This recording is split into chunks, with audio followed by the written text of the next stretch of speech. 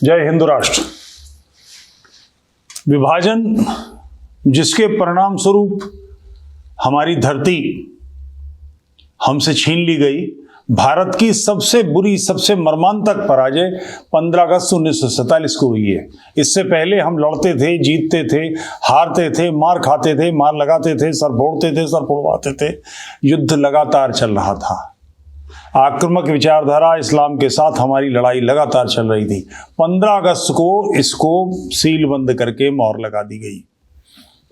तो 15 अगस्त से 1 अगस्त से 15 अगस्त के बीच में क्या चल रहा था, इसके बारे में कुछ बातचीत। ये पुस्तक है वो 15 दिन। इसमें इंग्लिश की 35, हिंदी की 10 और मराठी की 7 किताबों का उपयोग किया गया है। इसके कुछ अंश में पढ़ना चाहता हूं। 5 अगस्त रावलपिंडी में शरणार्थी शिविर में गांधी पहुंचे।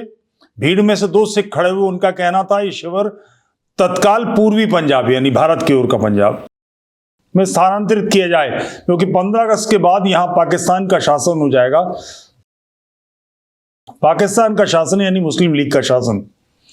जब ब्रिटिशों के शासन में ही मुसलमानों ने हिंदुओं और सिखों के इतने सारे कत्ल बलात्कार किए, तो जब उनका शासन आ जाएगा तब हमारा क्या होगा, इसकी कल्पना भी नहीं की जा सकती। इस पर गांधी थोड़ा मुस्कुराए और अपनी धीमी आवाज में बोलने लगे, आप लोगों को 15 अगस्त के बाद के दंगों का भय सता रहा है, लेकिन मुझे ऐसा नहीं लगता। मुसलमानों को पाकिस्तान चाहिए था, वो उन्हें मिल चुका है, इसलिए अब वे दंगा करेंगे, ऐसा मुझे तो कतई नहीं लगता। यहां मैं अपना वाक्य, ऐसा गधा, ऐसा बेवकूफ, ऐसा अहमक कौन हो सकता है? गांधी और गांधी। इसके अलावा स्वयं जिन्ना साहब और मुस्लिम लीग के कई नेताओं ने मुझे शांति और सौहार्द का भरोसा दिलाया है। उन्होंने मुझे आश्वस्त किया है कि पाकिस्तान में हिंदू सुरक्षित रहेंगे, इसलिए हमें उनके आश्वासन का आदर करना चाहिए। ये शरणार्थी शिविर पूर्वी पंजाब में ले जाने का कोई कारण मुझे समझ नहीं आता। आप लोग यहाँ पर सुरक्षित रहेंगे, अपने मन से दंगों का भय निकाल दें। यदि मैंने पहले ही नोआखाली जाने की स्वीकृति नहीं दी होती तो 15 अगस्त को मैं आपके साथ यहीं रहता, इसलिए आप लोग चिंता ना करें। Mahatma volume number 8, life of Mohandas Karamchand Gandhi. देखिए, अनायास भी सही होता है, मोहम्मद नाम निकला मुंह से। गांधी छद्म इस्लामी था। जब गांधी शिविर में ये सब बोल रहे थे, उस समय सामने खड़ी भीड़ के चेहरों पर क्रोध, चिढ़ और हताशा साफ दिखाई दे रही थी। लेकिन फिर भी इन शरणार्थियों के मन में मुसलमानों के प्रति इतना भय और क्रोध क्यों है, ये गांधी की समझ में नहीं आ रहा था। 6 अगस्त इन तमाम व्यस्तताओं के बीच बाबा साहब अम्बेडकर के दिमाग में अनेक विचार चल रहे थे। विशेषकर देश के पश्चिम भाग में भीषण हिंदू मुस्लिम दंगों की खबरें उन्हें बेचैन कर रही थीं। इस संबंध में उनके विचार एकदम स्पष्ट थे।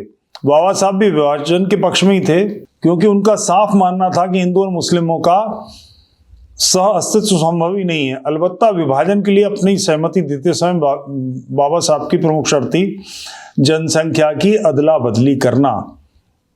उनका कहना था, चूंकि विभाजन धर्म के आधार पर हो रहा है, इसलिए प्रस्तावित पाकिस्तान के सभी हिंदू सिखों को भारत में और भारत के सभी मुसलमानों को पाकिस्तान में विस्थापित किया जाना चाहिए। जनसंख्या की इस अदला बदली से ही भारत का भविष्य शांतिपूर्ण होगा। कांग्रेस के अन्य कई नेताओं, विशेषकर गांधी और नेहरू के कारण बाबा साहब का यह प्रस्ताव स्वीकार नहीं हुआ। इसका उन्हें बहुत दुख था। उन्हें बार बार लगता था यदि योजनाबद्ध तरीके से हिंदू मुस्लिमों की जनसंख्या की अदला बदली हुई होती तो लाखों निर्दोषों के प्राण बचाए जा सकते थे। गांधी के इस वक्तव्य पर कि भारत में हिंदू मुस्लिम भाई भाई की तरह रहेंगे, उन्हें बहुत क्रोध आता था। 7 अगस्त कराची की एक बड़ी सी हवेली में श्रीमती सुचेता कृपलानी लगभग 100-125 सिंधी महिलाओं की एक बैठक ले रही थी। ये सभी सिंधी स्त्रियां इतने असुरक्षित वातावरण के बावजूद इस बंगले पर एकत्र हुई हैं। सुचेता कृपलानी के पति आचार्य जेबी कृपलानी कांग्रेस के राष्ट्रीय अध्यक्ष हैं। सिंधी औरतें सुचेता कृपलानी से शिकायत कर रही हैं कि वो कितनी असुरक्षित हैं। वे सिंधी स्त्रियों पर मुसलमानों के नृशंस अत्याचार के बारे में बता रही हैं, लेकिन इन महिलाओं के कथनों से सुचेता कृपलानी सहमत नहीं दिखती। वो आवेश में आकर अपना पक्ष प्रस्तुत करती हैं। मैं पंजाब और नोयाखाली में सरेआम घूमती हूँ, मेरी तरफ तो कोई भी मुस्लिम गुंडा तिरछी निगाह से देखने की भी हिम्मत नहीं करता, क्योंकि न तो मैं भड़कीला मेकअप करती हूँ, न ही लिपस्टिक लगाती हूँ। आप महिलाएं लो नेक का ब्लाउज पहनती हैं, पारदर्शी साड़ियाँ पहनती हैं, इसलिए मुस्लिम गुंडों का ध्यान आपकी तरफ जाता है। और मान लीजिए किसी गुंडे ने आप पर आक्रमण कर भी दिया तो आपको राजपूत बहनों का आदर्श अपने सामने रखना चाहिए, जौहर करना चाहिए। ये चिंतन सुचेता का हिंदुओं को बुर्के और हिजाब की तरफ ले जाता है।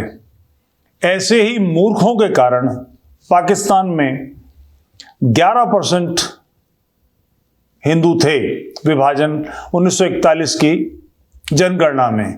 और ध्यान रहे कि प्रिंसली स्टेट्स में उस समय जनगणना नहीं हुई थी, यानी पंजाब की सिंध की जो रियासतें हैं उनमें जनगणना नहीं हुई थी, तब हम 11% थे, आज 1% से भी कम हैं। बांग्लादेश में हम 32% थे, आज हम 7% हैं। ऐसे ही बुद्धिहीन लोगों के कारण, मूर्ख लोगों के कारण, बल्कि छद्म इस्लामी हिंदू नाम के लोग मगर जो इस्लामी मानसिकता से ग्रसित थे, उनके कारण धर्म की भयानक क्षति हुई। जागृत होइए, सशक्त होइए, सबल होइए, पौरुषवान बनिए। पौरुष का कोई विकल्प नहीं होता। जय हिंदू राष्ट्र।